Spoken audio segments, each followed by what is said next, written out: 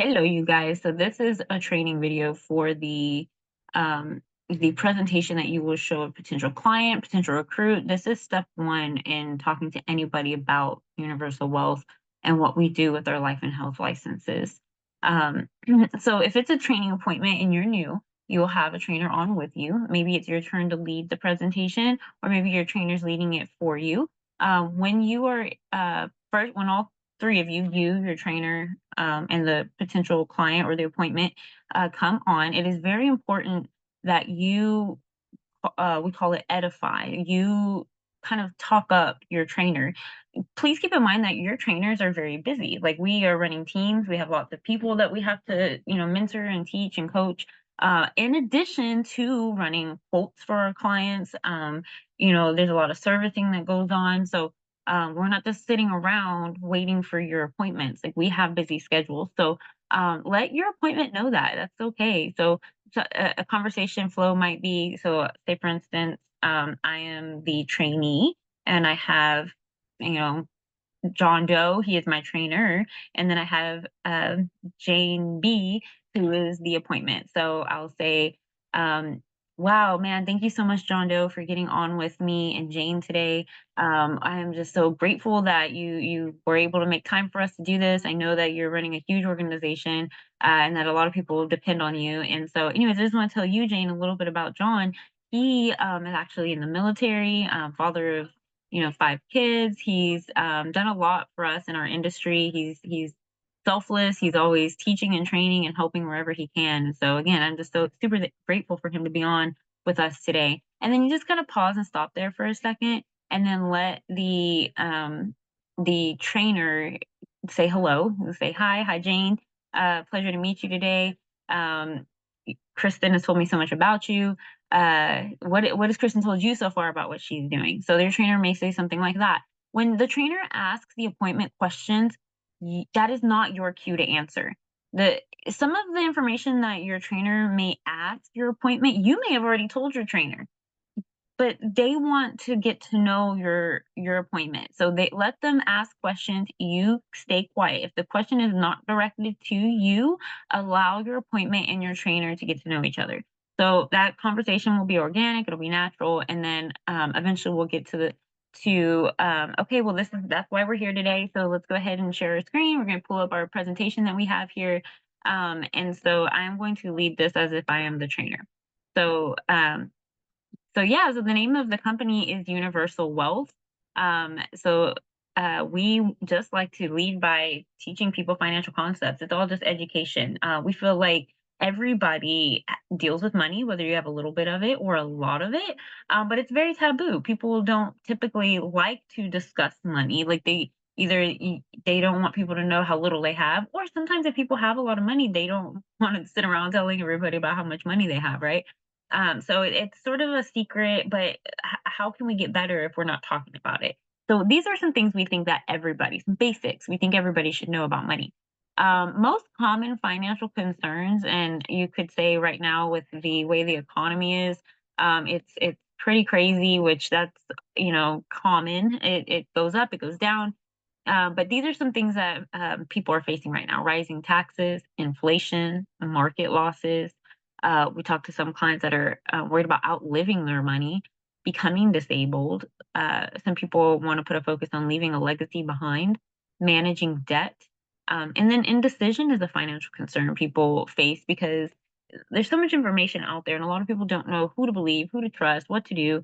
And so they don't make any decisions at all. And that can be detrimental. So, if you don't mind sharing with us today, which of these concerns are yours? What do you resonate with here? And then you're gonna let them answer. There's no right, there's no wrong. Awesome. Thank you so much for sharing. We really appreciate that. Have you ever heard of the Rule of 72? If they say yes, but awesome. What have you heard about it? If they say no, fantastic. I had not heard of this either when I started. Or just say whatever is true for you. The Rule of 72 is just simply a math equation. Albert Einstein was most popular, realizing that he didn't discover it because it's a math equation, it just is. But so if you take the number 72 and you divide that by an interest rate, that will tell you how long it'll take your initial investment to double. So say for instance, I gave you $10,000 today and you want to make that money grow as quick as possible. So obviously the higher the interest rate, the faster return you're going to get. So in this chart, it shows you just 1, 3, 6, and 12. Well, obviously at 1%, 72 divided by 1 is 72. So it would take you 72 years to make that $10,000 ever double. But obviously the higher the interest, 72 divided by 12 is only 6. So now every 6 years, that $10,000 is doubling for you. And so compound interest is so important because over time you can see same amount invested in year one, different interest rates, and then by year 48, look at what you actually have. 16 grand in 1% versus 2.5 million in 12%. When we're talking about retirement and savings, like that is massive. And so we just always want to ask people, does your money work as hard as you do? Most people work very hard to earn their paycheck, to earn their income. And I understand that, living expenses is expensive right now. There's different things that you need to do with the money coming from your paychecks. But I think retirement is super important. And if you aren't thinking about that, or even if you are, we want to explore ways just to make sure you're doing the best you can do with what you have. So how strong is your financial foundation? So we have all these different kinds of accounts, right? We have IRAs, 401ks, 403bs, whatever it's called. There's only one of three ways it's actually earning interest for you. It's going to fall into either a fixed style account, a variable, or an index. So a fixed, that's a guaranteed interest rate. Principal is going to be safe. You won't ever lose any money sitting there, but returns don't outpace inflation. So in a way, you sort of do. You don't actually lose the money that you're putting in there, but if inflation is higher than what your interest rate is, then you're not beating inflation, and your actual dollars losing value. Variable, these can be very good. They can be very bad. Just depends on where the market's at. There is potential for very high returns and growth. But the account value is not guaranteed. So say for instance, that same $10,000 I gave you, you stick it into a variable type account and the market drops negative 30%, well, you have lost 30% of that 10 grand. Say, for instance, you put your 10 grand in there and it makes 30%, fantastic. And then the next year, maybe it dropped 10, okay. And then the year after that, it drops, whatever. So it can go up, it can go down. There's no guarantee on your original principal. You could lose your initial investment. These are one of the types of accounts that people say just write it out. It'll bounce back. And yes, that is true. But the older we get, the less time we have, right? So it's like if I'm already 64 and I want to retire next year, and then the market drops and I lose 30% of all of my retirement, that can be very detrimental.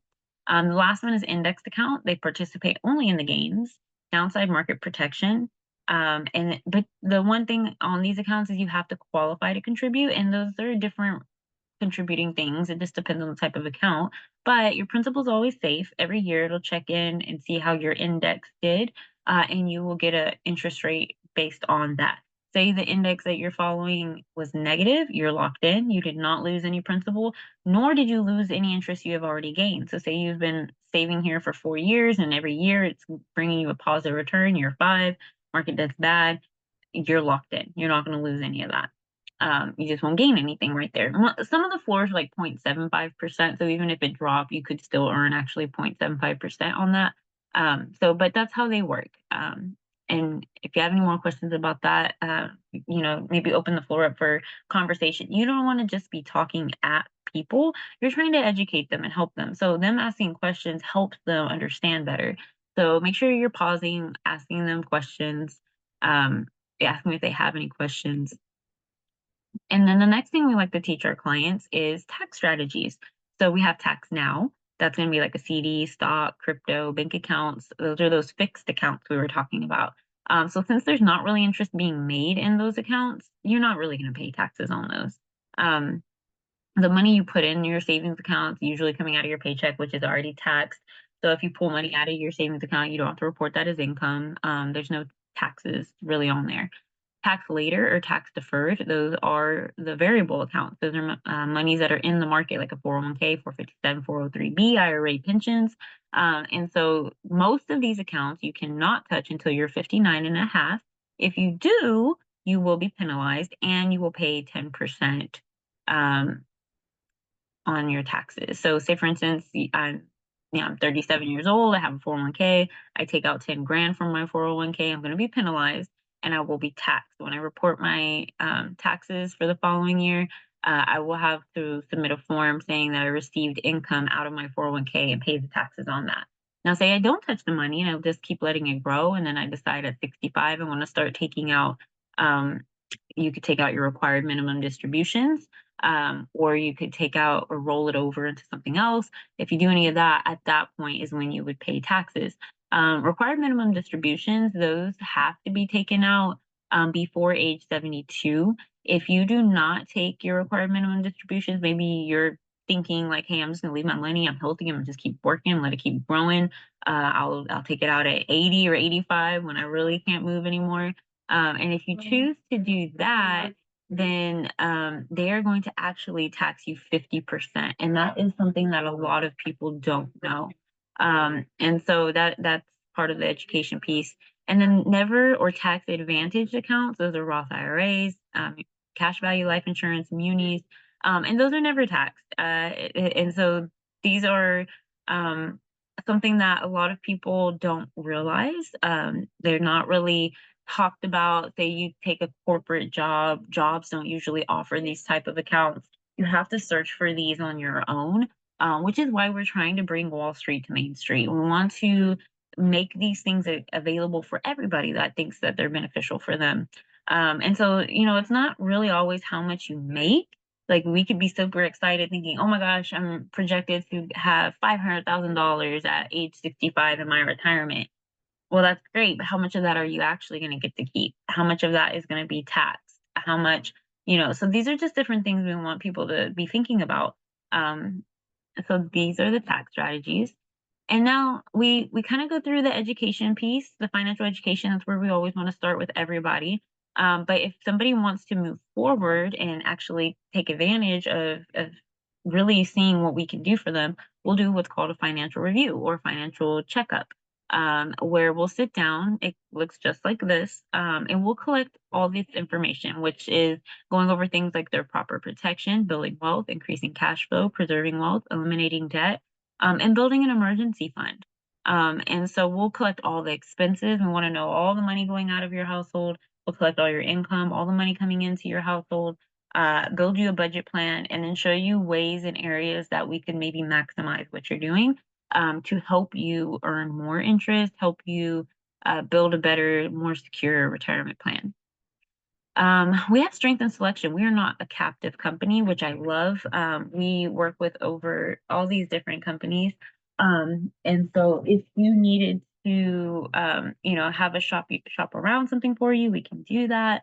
And then these are just different things that we do, like a 401k, IRA rollover, debt relief, credit repair, student loan forgiveness, private pensions, college funds, term life insurance, permanent life insurance, long-term care, immediate insurance, final expense concierge, digital vaults, wills and living trusts. I mean, we can just do anything. And so that financial review really shows us what needs to be done, and what areas we need to look at and focus. Every single person's different. If I do a financial review for myself, and then I do one on you, and then I do one on my mother, like all of us are going to have different outcomes and different solutions that we need. But I love not being captive. Like I say, if you work for just nothing bad about it, but say for instance, State Farm, you can only offer State Farm products. But what if State Farm doesn't offer the best thing? What if it's a different company? So we're able to offer all of that. So again, the name of our company is Universal Wealth. We would love to do a financial review with you. Also, I'll just ask you if this is something that you could see yourself doing along with so and so, whoever the trainee is. We are always looking for agents. We're in all 50 states. The income is very good, and we're helping a lot of people. We do live by mission before commission, so we want to help everybody properly, and the companies that we work for take care of us on the back end. Um, so, do you have any other questions? You may want to ask them that. If they do, fantastic. If they don't, wonderful. Would you like to go ahead and schedule a follow-up appointment where we do the financial review with you? Yes, fantastic. Or maybe they say, well, I'll talk to, their friend who actually invited them to the appointment offline and I'll get back to you. Fantastic, no problem. We do not pressure anybody. And also if they're like, well, how do I do what you do? Oh, fantastic. Let's go into the licensing. And so then I'll talk to them about getting licensed and help them set up study material if they're ready. Just if they're ready in the moment, take it, take advantage of it. Let them, like, they want to get involved, right? They want to do something. So do not delay if they're ready. Now, if they're not ready, do not pressure. So you just have to know who you're talking to. Um, Make sure you pause, make sure you breathe, make sure you're listening with two ears instead of just thinking about what you're going to say next. Pause and really listen to them when they're talking to you because people will tell you what they need. Um, so yeah, that's what I got for you guys. If you have any questions, let me know. But appointments, appointments, appointments. I don't have time to role play as much as I used to. But if you have an appointment, bring it to the table. Let's do it together. Let's help that person and get you trained in the process. So God bless you.